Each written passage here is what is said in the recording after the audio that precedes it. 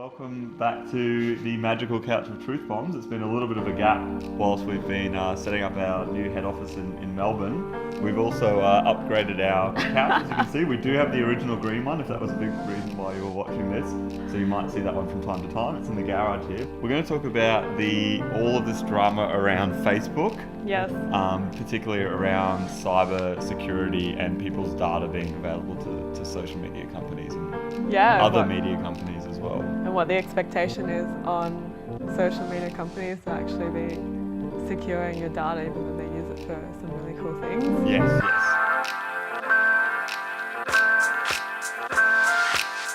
So the interesting thing I hear many consumers, friends and people around me say, like, there has always been a general angst against the fact that these platforms are set up to take your data and to learn more about you.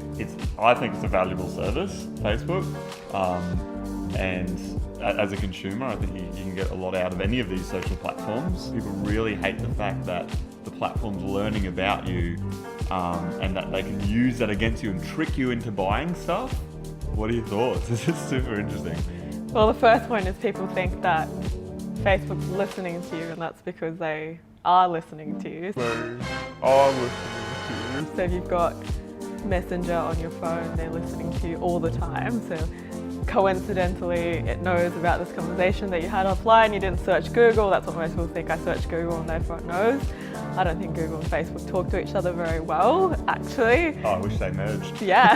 We'll talk about that later. Ironically, I think they care about it being relevant to them. Yes.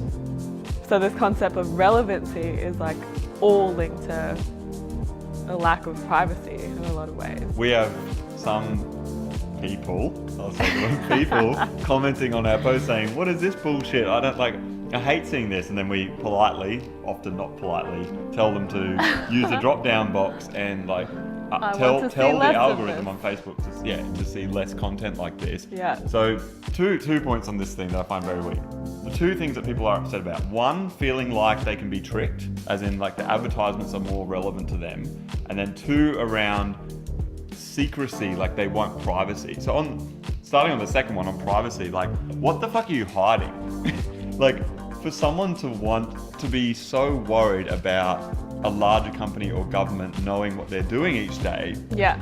What are they so worried about people knowing about their lives? Agreed. And then, secondly, as you said, advertisements are, no one actually cares about ads if they like the product that's being sold to them. So the worst thing about ads is when they disrupt you and they're shit and it's about a product that you don't care about. Okay. When it's branded content by a company that's cool and that you believe in their mission and vision and all that sort of stuff, and their beliefs, you don't mind seeing content and ads from them. It's crazy to us how many people sit through reality TV, which has such 20 minutes of absolutely terrible ads, and they somewhat complain about it, but they still watch it the next week. Yes. Where else they don't complain, or they complain somewhat about Facebook ads, which are all based on what you do, right? Yes. So if you don't like your Facebook ad, then you should change your browsing behavior. If you don't like your Facebook newsfeed, it's 100%. Be a better person. Be a better person. It's 100% based on everything that you do. Like my Facebook feed is fucking awesome, sorry to say.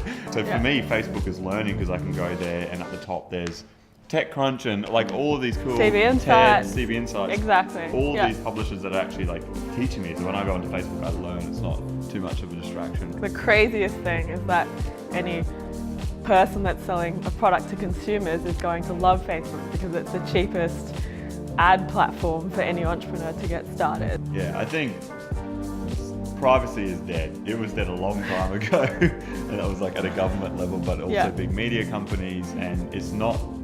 I make a big point of trying not to stress about things that I have zero impact. No matter what I think about this topic, I've got no sway with the biggest governments in the world or Mark Zuckerberg. So Agreed. it's not. You can't fix. You should stress about things that you can fix. Hey, question to finish on. What will the Facebook platform be in 10 years? It'll probably be off mobile onto our next thing that we're using all the time. I don't know what that is. I think it has to have the friends thing as much as it has the ads thing. They've gone too far into the ads thing, so now they're like prioritizing friends and family content, right? Yeah. Like that's a massive change in their algorithm saying, we get it, we're a social platform to start with. Yes. We've punched a lot of ads into your newsfeed. We're going to try and bring that ratio back. What do you think? Well, you have to look at the portfolio companies they own, like the stuff that they're investing in. And so they bought Oculus Rift, the VR thing, for $2 billion a while back. So why did they buy that? They bought that so that you could virtually hang out with your friends. And that is probably the only, that and watching AFL games and like being able to pretend I am the player are the coolest things about VR by far. In 10 years, maybe even in 5, we will be able to hang out with our friends. And I genuinely think it will be able to feel like this whole Agreed. delete Facebook hashtag thing I find very ironic. It's like, because people like, is everyone forgetting that they own Instagram and WhatsApp? If you're going to delete Facebook, you have to delete everything they own, and I bet you won't do it. So.